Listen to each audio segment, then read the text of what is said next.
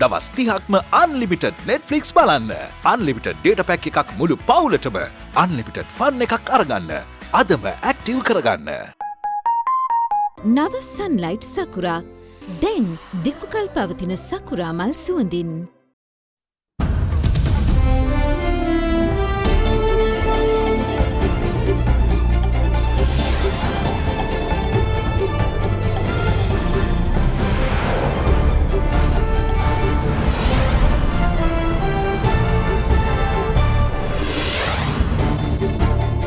අද 2020 ඔක්තෝබර් 28 බදාදා සිරස්තල. අමරිකාවේ අපේක්ෂාව චීන අපේක්ෂාව නොවේ. ජනපති හමුවීමෙන් පසු අමරිකානු රාජ්‍ය ලේකම් මාධ්‍යයට කියයි. අමරිකාවට එකවර චරිත දෙකක් රඟපාන්න පුළුවන්. චීනයෙන් පිළිතුරු. කොවිඩ් ආසාදිතයෙන් 9000 ඉක්මවයි. හෙට මධ්‍යම රාත්‍රියේ සිට බස්නාහිරට නිරෝධායන ඇඳිරි නීතිය. පාස්කු දින ප්‍රහාරයට පෙර ත්‍රස්තවාදීන් පානදුරෙන් සහ බත්තර මුල්ලෙන් භාණ්ඩ රැස් කරලා CCTV දර්ශනවලින් හෙළිවේ. ඇල්කොහොල් අඩංගු හෑන්ඩ් සැනිටයිසර් භාවිත කරන්න.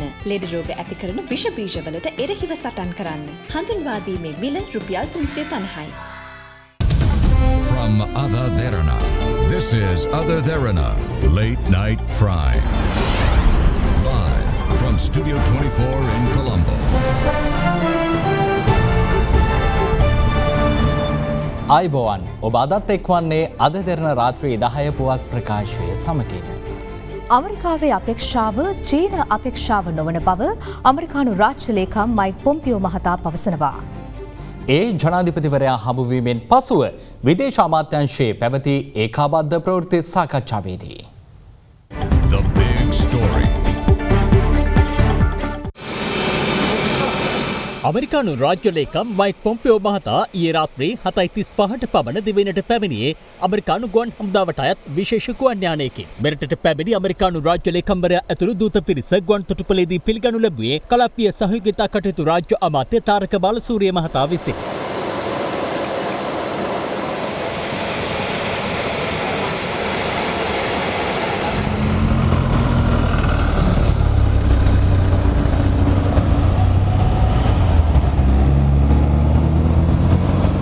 අමරිකානු රාජ්‍ය ලේකම් මයික් පොම්පියෝ අද උදැසන ජනාධිපති ගෝඨාභය රාජපක්ෂ මහතා ජනාධිපති ලේකම් කාර්යාලයේදී හමු වුණා. එහිදී අමරිකානු රාජ්‍ය ලේකම්වරයා ප්‍රකාශ කර ඇත්තේ ආර්ථික සංවර්ධන ඉලක්ක සපුරා ගැනීම සඳහා ශ්‍රී ලංකාව සමග අඛණ්ඩව සහයෝගයෙන් ක්‍රියා කිරීමට සූදානම් බවයි.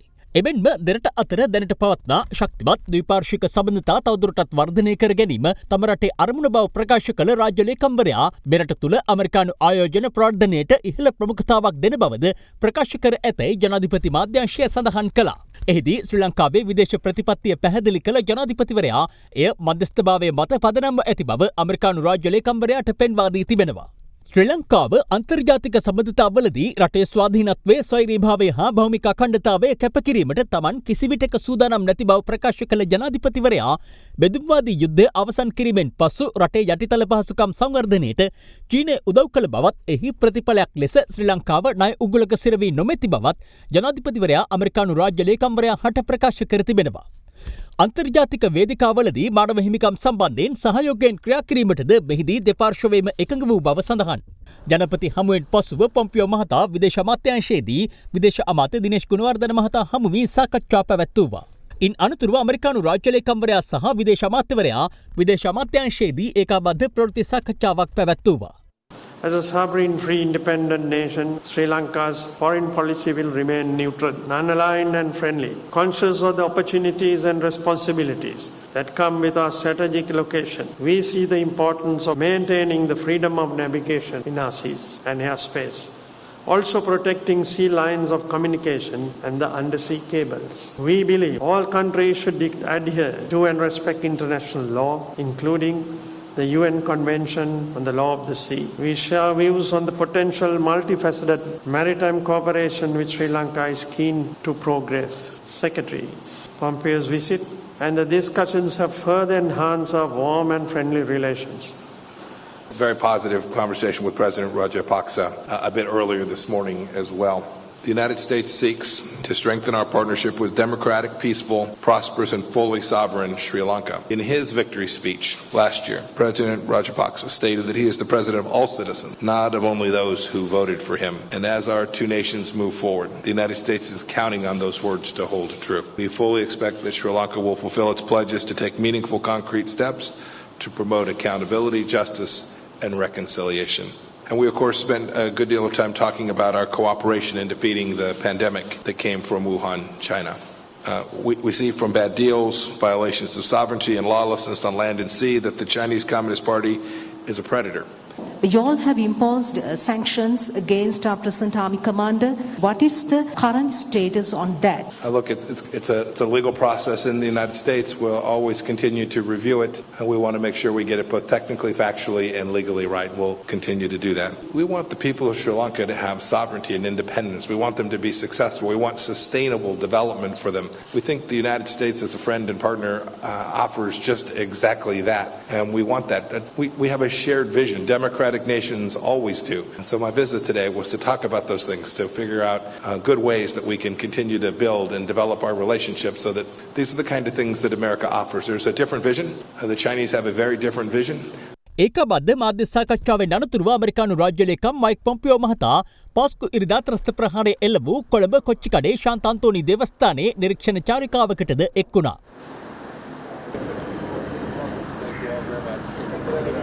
අනතුරුව ඇමරිකානු රාජ්‍ය ලේකම්වරයා අද පස්වරු 1ට පමණ මාලදිවයින බලා පිටත්ව ගියා. මේ අතර ඇමරිකානු රාජ්‍ය ලේකම්වරයා චීනය විලෝපිතයෙකු ලෙස කටයුතු කරන බවට කළ ප්‍රකාශය සම්බන්ධයෙන් කොළඹ චීන තානාපති කාර්යාලය ප්‍රතිචාර දක්වා තිබෙනවා.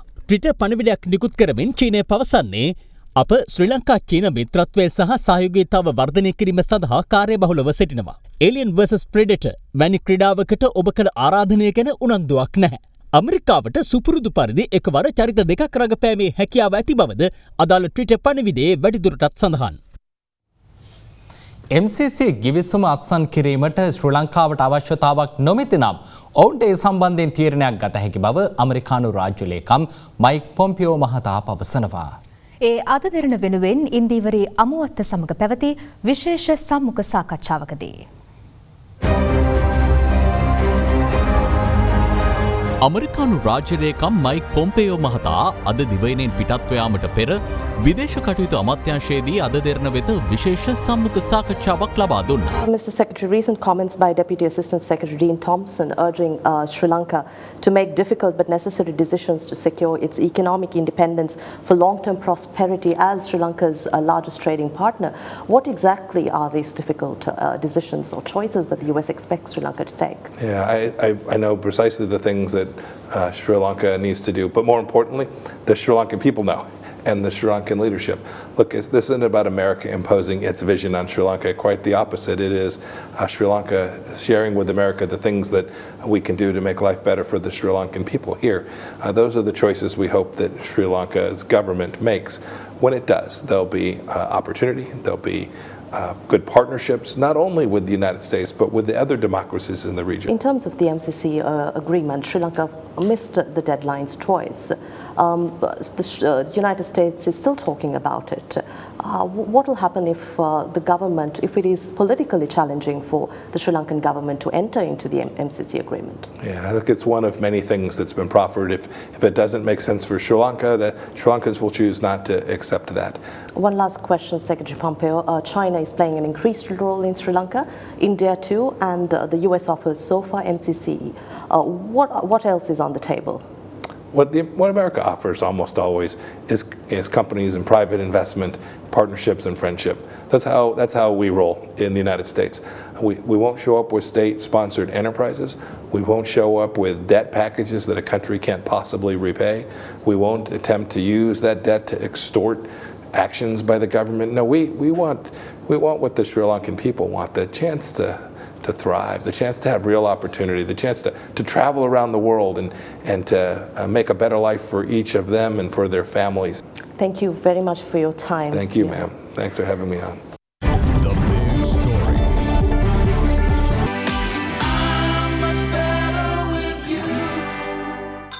Safeguard hand sanitizer. නවතම නිෂ්පාදන පෙළ නිරෝගිමත් දිවයකට. මෙරට සමස්ත කොවිඩ් ආසාදිතයින් සංඛ්‍යාව අද පස්වරුවේ 9,000 සීමාව ඉක්මවා ගියා. ඒ අද වාර්තා වූ කොවිඩ්-19 ආසාදිතයන් 211 දෙනාත් සමගින්. මේ අතර බස්නාහිර පළාතට හෙට මධ්‍යම රාත්‍රියේ සිට නොවැම්බර් 2 වෙනිදා අලුයම 5 දක්වා නිරෝධායන ඇඳිරි නීතිය පනවන බව කොවිඩ්-19 පැතිරීම වැළැක්වීමේ ජාතික ක්‍රියාන්විත මධ්‍යස්ථානය අද ප්‍රකාශ කළා. මේ වනට ගම්පහ දිස්ත්‍රික්කයටම ක්‍රියාත්මක වන පරිදි නිරෝධායන ඇඳිරි නීතිය පවත්වාගෙන යනු ලබනවා. ඊට අමතරව කොළඹ දිස්ත්‍රික්කයේ පොලිස් වසම් 21කටත් කළුතර දිස්ත්‍රික්කයේ පොලිස් වසම් 5කටත් නිරෝධායන ඇඳිරි නීතිය පවත්වාගෙන යනු ලබනවා. ඒ වගේම හෙට 29 වෙනිදා මධ්‍යම රාත්‍රියේ සිට සඳුදා උදෑසන 5 දක්වා බස්නාහිර පළාතටම ක්‍රියාත්මක වන පරිදි නිරෝධායන ඇඳිරි නීතිය පවත්වාගෙන යෑමට කටයුතු සිදු කරනු ලබනවා. දැනට නිරෝධායන ඇඳිරි නීතිය පනවා ඇති ප්‍රදේශවලට සඳුදා නැත්නම් දෙවෙනිදා උදෑසන 5න් පසුවත් තවදුරටත් එම නිරෝධායන ඇඳිරි නීතිය පවත්වාගෙන ලබනවා. සිකුරාදා දිනේදී බස්නාහිර පළාතට ඇඳිරි නීතිය ක්‍රියාත්මක වීම හේතුවෙන් ඇඳිරි නීතිය පනවා ඇති ප්‍රදේශවල අත්‍යවශ්‍ය ආහාර ද්‍රව්‍ය සහ ඖෂධහල් හෙට උදෑසන 8 සිට රාත්‍රී 10 දක්වා විවෘතව තිබෙනවා. නොවැම්බර් 2 වෙනිදායින් පසුව මීට පෙර ඇඳිරි නීතිය පනවා ඇති ප්‍රදේශවල ආහාර ද්‍රව්‍ය වෙළඳසැල් සහ ඖෂධහල් සතියකට දින 2ක් විවෘතව තිබෙනු ඇති.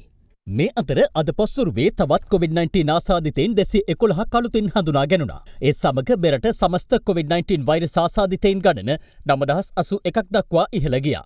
ඉන් 4987 දෙනෙකු රෝහල්ගතව ප්‍රතිකාර ලබන අතර සුව වූ සංඛ්‍යාව 4075ක්.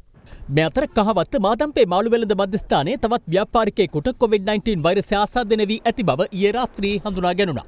පැලියගොඩ මත්ස්‍ය වෙළඳ සංකීර්ණයේ ආශ්‍රිතයෙක් වන ඔහු ඊයේ රාත්‍රියේ රෝහල්ගත කෙරුණා. ආසාදිතයාගේ පුත්‍රයා අද උසස් පෙළ විභාගයට පෙනී සිටීම නිසා ඔහු වෙනුවෙන් ගොඩකවැල කුලරත්න මධ්‍ය මහාවිද්‍යාලයේ පිහිටි විභාග මධ්‍යස්ථානයේ සෞඛ්‍ය ආරක්ෂිතව විශේෂ ස්ථානයක් සකසා දී තිබුණා.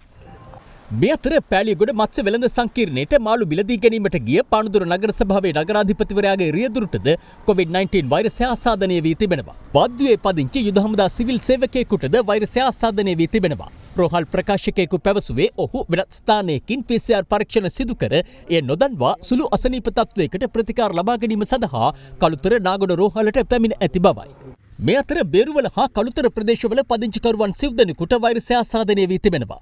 සෞඛ්‍ය අංශ පැවසුවේ ඔවුන් සියලු දෙනාම පැලියගොඩ මත්ස්‍ය වෙළඳ සංකීර්ණයේ ආශ්‍රිතයින් බවයි. මේ අතර පැලියගොඩ මත්ස්‍ය වෙළඳ සංකීර්ණය හා සම්බන්ධ වූ කෑගල්ලේ 30 දෙනෙකුගේ PCR පරීක්ෂණ පසුගිය 26 වෙනිදා සිදු කළ අතර ඉන් 8 දෙනෙකුට වෛරසය ආසාදනය වී ඇති බව අද තහවුරු වුණා. ඔවුන් අලපලාබල, කරුණුපල, උඳුගොඩ, මීදනිය හා අඹන්පිටිය යන ප්‍රදේශවල පදිංචිකරුවන්. මේ අතර හැටන් කොටගල නගරයේ පදිංචි පුද්ගලයෙකුට COVID-19 වෛරසය ආසාදනය වීමත් සමග පසුගියදා ඔහු ප්‍රතිකාර සඳහා රෝහල්ගත කෙරුණා. ඔහු පැලියගොඩ ආශ්‍රිතයෙක් වන අතර එම පුද්ගලයා වෛරසය ආසාදනය වී ඇති බවට දැනගැනීමට පෙර ප්‍රදේශයේ පිහිටි මත්පැන් අලෙවිසැල් 2කට ගොස් ඇති බව සෞඛ්‍ය අංශ අනාවරණය කරගෙන තිබෙනවා. ඒ අනුව එම මත්පැන් අලෙවිසැල් 2 අද මුද්‍රා තබා එහි සේවකයන් නිරෝධායනයට යොමු කෙරුණා. මේ අතර වැලිමඩ සාප්පුකඩේ ප්‍රදේශයේ මාළු වෙළඳ සැලකට මාළු ප්‍රවාහනය කළ පුද්ගලයෙකුට වෛරසය ආසාදනය වී තිබෙනවා. 61 හැවිරිදි අදාළ පුද්ගලයා ප්‍රදේශයේ පිහිටි මත්පැන් අලෙවිසැලකට ගොස් මත්පැන් මිලදීගෙන ඇති බවද සෞඛ්‍ය අංශය සඳහන් කළා. මේ අතර කලවාන අයගම ප්‍රදේශයේ පළමු COVID-19 වෛරස් ආසාදිතයා වාර්තා වීමත් සමග ඇය රෝහල්ගත කෙරුණා. මීට පෙර එම කාන්තාව මීපේ ප්‍රදේශයේ ඇඟලුම් කර්මාන්ත ශාලාවක සේවය කරන බවට වාර්තා වූවද සෞඛ්‍ය අංශ තහවුරු කළේ ඇය සේවය කර ඇත්තේ පාදුක්ක මීගොඩ ප්‍රදේශයේ ඇඟලුම් කර්මාන්ත ශාලාවක බවයි. එසේම මාළු මිලදී ගැනීමට පැලියගොඩට ගිය ජාඇල සහ කඳාන ප්‍රදේශවල වෙළඳුන් සහ පාරිභෝගිකයින් 73 දෙනෙකුට වෛරසය ආසාදනය වී ඇති බවට තහවුරු වීමත් සමග ඊයේ රාත්‍රියේ ඔවුන් රෝහල්ගත කෙරුණා. සෞඛ්‍ය ප්‍රවර්ධන කාර්යාංශයේ අද පැවති මාධ්‍ය හමුවකදී සෞඛ්‍ය අංශ පෙන්වා දුන්නේ මාළු ආහාරයට ගැනීමට අනියත බියක් ඇති නොකරගත යුතු බවයි. මාළුවාගේ ඇතුලේ එහෙම වෛරසය තියෙන්න හේතුවක් නැහැ. නමුත් පිට ගෑවිලා තියෙන්න පුළුවන්. රෝගේ තියෙන පුද්ගලෙක් මේ අයිස් පරිහරණය කරලා තමන්ගේ ගෙදර ශීතකරණයේ මාළු තියෙනවා නම් හොඳම දේ තමයි ඒ මාළු පිරිසිදු කරනකොට මාස්ක් එකක් දාලා ඒ මල්ල ශීතකරණයෙන් එළියට ගන්න ඕනි. ඊට පස්සේ සාමාන්‍යයෙන් සෙන්ටිග්‍රේඩ් 60ට ඒ උෂ්ණත්වය විනාඩි 10ක් 15ක් මේක තිබ්බනම් ඒ වෛරස් විනාශ වෙලා යන්න පුළුවන්. ඒ අධිශීත කරන කොටසේ වෙනත් ආහාර තියන්න යන්න එපා. ඊට පස්සේ ඒ මාළු පිරිසිදු කරන අවස්ථාවේදී කොයිලාවකවත් නාය, කට, මූණ, ඇස් අල්ලන්න එපා. මාළු ඉව්වට පස්සේ කිසිම බයක් වෙන්න දෙයක් නැහැ. උයපු මාළු කන්න පුළුවන්. පාස්කු ඉරුදින ත්‍රස්ස ප්‍රහාර මාලාව එල්ල කළ ත්‍රස්සවාදීන් සැරිසරු ස්ථාන පිළිබඳ තවත් CCTV දර්ශන රැසක් පාස්කු ජනාධිපති කොමිසමේදී ඊයේ අනාවරණ වුණා. ඒ අපරාධ පරීක්ෂණ දෙපාර්තමේන්තුවේ නිලධාරියෙකු කොමිසම හමුවේ සාක්ෂි ලබා දුන් අවස්ථාවේදී ජනාධිපති කොමිසම යෙදිනේ පළමුවෙන් සාක්ෂි විමසුවේ සහරන් හෂීම් ඇතුළු ස්වයංඝාතක බෝම්බකරුවන් ආරක්ෂක නිවසක් ලෙස භාවිත කළ පාන්දුර සරික්කම්බුල්ල පරත්තපාර ප්‍රදේශයේ කුලී නිවසේ හිමිකරුගෙන්.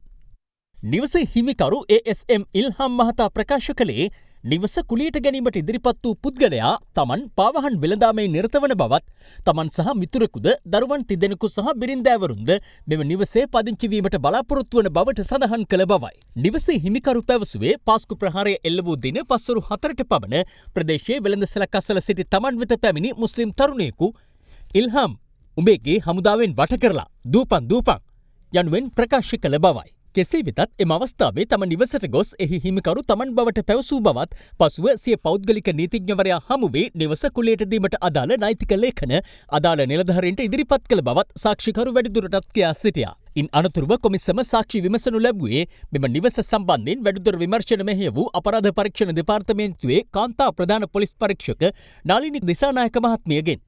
එහිදී අදාළ නිලධාරණිය ප්‍රකාශ කළේ ප්‍රහාරයට පසුදින මෙම නිවසට ගිය තමන්ට බයිසිකල් බෝල ඇතුළත් පෙට්ටි කිහිපයක්, බැටරි සහ බැටරි පෙට්ටි කිහිපයක්, පරිපත සටහන් කිහිපයක්, බ්ලීචින් පවුඩර් යයි සඳහන් කළ විශාල බූලියක් ඇතුළු ද්‍රව්‍ය කිහිපයක් හමු වූ බවයි. නිවසේ තිබූ බිල්පත් ඔස්සේ සිදු කළ විමර්ශනවලදී බෝම්බකරුවන් ආගිය ස්ථාන රැසක් අනාවරණය කර ගැනීමට හැකි වූ බව එම නිලධාරණිය ප්‍රකාශ කළා.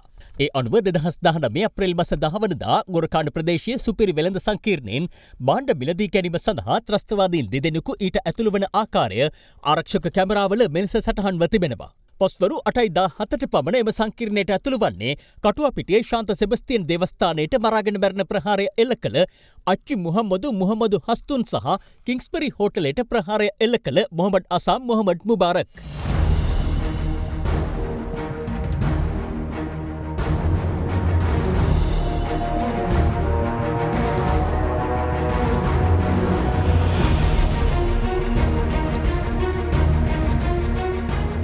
එමෙන්ම ඔවුන් දෙදෙනා අප්‍රේල් 11 වනදා බත්තරමුල්ල වෙළඳසැලකට ගොස් භාණ්ඩ මිලදී ගැනීමක්ද සිදු කර තිබෙනවා.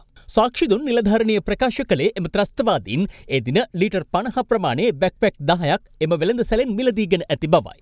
එසේම තවත් බිල්පතකට අඩුව හස්තුන් සහ මුබාරක් පසුගිය වසරේ අප්‍රේල් මාස 18 වනදා ග්‍රෑන්ඩ් පාස් ප්‍රදේශයේ මුස්ලිම් ජාතිකයන් පමණක් ගනුදෙනු කරන වෙළඳසැලකට ගොස් රුමාල් අම්ජාඩ් නමින් හඳුන්වන මුස්ලිම් ජාතික පිරිමි පුද්ගලයන් පළඳින ෂෝල් පළඳන 8ක් මිලදීගෙන තිබෙනවා. ඒ දින පස්වරු 2:09ට වෙළඳසැලට ඇතුළු වන ඔවුන් එහි ගත කළ කාලය මිනිත්තු 21ක්. හස්තුන් සහ මුබාරක් එලෙස මිලදී ගන්නා රුමාල් අම්ජාඩ් නැමැති පළඳනා පාස්කු ප්‍රහාරයට පෙර දින ගල්කිස්ස මහල් නිවාස සංකීර්ණයේ ත්‍රස්තවාදීන් විසින් කරන ලද වීඩියෝ පටිගත කිරීමේදී පැළඳ සිටින අයුරුයි මේ.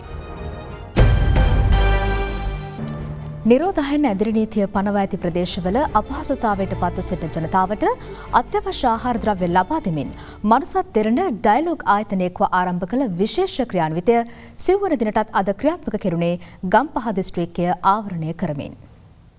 COVID-19 ව්‍යාප්තිය නිසා පනවා ඇති නිරෝධායන ඇදිරි නීතිය හේතුවෙන් අසරණ වූ ජනතාවට අත්‍යවශ්‍ය ආහාර ද්‍රව්‍ය බෙදා දීමේ වැඩපිළිවෙලක් මනුසත් දෙරණ සහ ඩයලොග් ආයතනය එක්ව ආරම්භ කළා. යනු එම වැඩසටහන අද සිව්වන දිනටත් ක්‍රියාත්මක කෙරුණේ ගම්පහ කිරිඳිවැල ප්‍රදේශය ආවරණය කරමින්.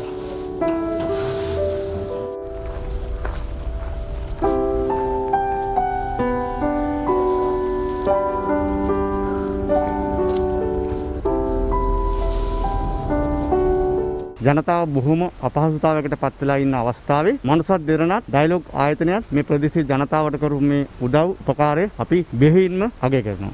මනුසත් දෙරණ මෙම විශේෂ සහන ක්‍රියාන්විතය ඩයලොග් සමග එක්ව ඉදිරියටත් සිදු කරනවා. එම පුවතත් සමගින් අද දෙරණ රාත්‍රී 10 ප්‍රධාන ප්‍රවෘත්ති ප්‍රකාශය නිමවට පත්වනවා. සුබ රාත්‍රියක්.